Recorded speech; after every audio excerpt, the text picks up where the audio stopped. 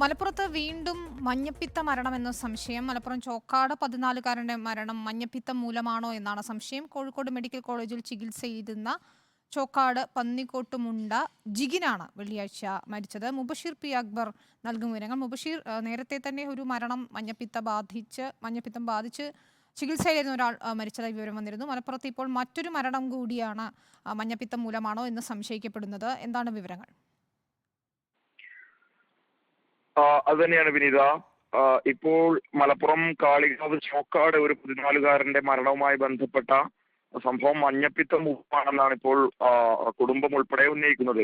അതായത് മഞ്ഞപ്പിത്തം ബാധിച്ച് ഈ ഒരു കുട്ടി കഴിഞ്ഞ ഒരു മാസമായി ചികിത്സയിലായിരുന്നുള്ളതാണ് കുടുംബാംഗങ്ങൾ വ്യക്തമാക്കുന്നത്. ചോക്കാട് പന്നിക്കോട്ടുമുണ്ട ജിഗിൻ 14 വയസ്സുള്ള കുഞ്ഞാണ് ഇങ്ങനെ മഞ്ഞപ്പിത്തം ബാധിച്ച് മരിച്ചതെന്നാണ് കുടുംബം വ്യക്തമാക്കുന്നത്. കോഴിക്കോട് മെഡിക്കൽ കോളേജ് ആശുപത്രിയിൽ ചികിത്സയിലായിരുന്ന ജിഗിൻ ഇക്കഴിഞ്ഞ വെള്ളിയാഴ്ച രാത്രിയാണ് മരിച്ചത്. ഒരു മാസമായി ജിഗിൻ ചികിത്സയിലായിരുന്നു എന്നുള്ളതാണ് ആ കുടുംബത്തിൽ നമുക്ക് മനസ്സിലാക്കാൻ സാധിക്കുന്നത്. മരണകാരണം മഞ്ഞപ്പിത്തമാണോ എന്നതിൽ കൂടുതൽ വ്യക്തത വരുത്തേണ്ടതുണ്ടെന്നാണ് മലപ്പുറം DMO ഇക്കാര്യത്തിൽ പ്രതികരണമായി നടത്തിയിരിക്കുന്നത്. ഇക്കാര്യത്തിൽ റിപ്പോർട്ടുകൾ ഉൾപ്പെടെ വരേണ്ടതുണ്ട്. അതിനുശേഷമേ ഔദ്യോഗികമായ ഒരു സ്ഥിരീകരണം നടത്താൻ സാധിക്കൂ എന്നുള്ളതാണ് മലപ്പുറം DMO വ്യക്തമാക്കുന്നത്. എന്തായാലും മലപ്പുറം ജില്ലയിൽ ആ നിലയിൽ മഞ്ഞപ്പിത്തം മൂലമുള്ള സംശയത്തെ തുടർന്നുള്ള മരണങ്ങൾ വർദ്ധിക്കുന്ന ഒരു സാഹചര്യമുണ്ട്. ജില്ലാ ഭരണകൂടം അതുമായി ബന്ധപ്പെട്ട ജാഗ്രതാ നിർദ്ദേശങ്ങളും നൽകിയിട്ടുണ്ട്. ഈ ഒരു ചോക്കാടുണ്ടായ സംഭവത്തിൽ 14 വയസ്സുകാരനെ കൂടാതെ മഞ്ഞപ്പിത്തം ബാധിച്ച് ഈ ഒരു കുട്ടിയുടെ പിതാവും അതുപോലെ തന്നെ സഹോദരനും ആശുപത്രിയിൽ ചികിത്സയിൽ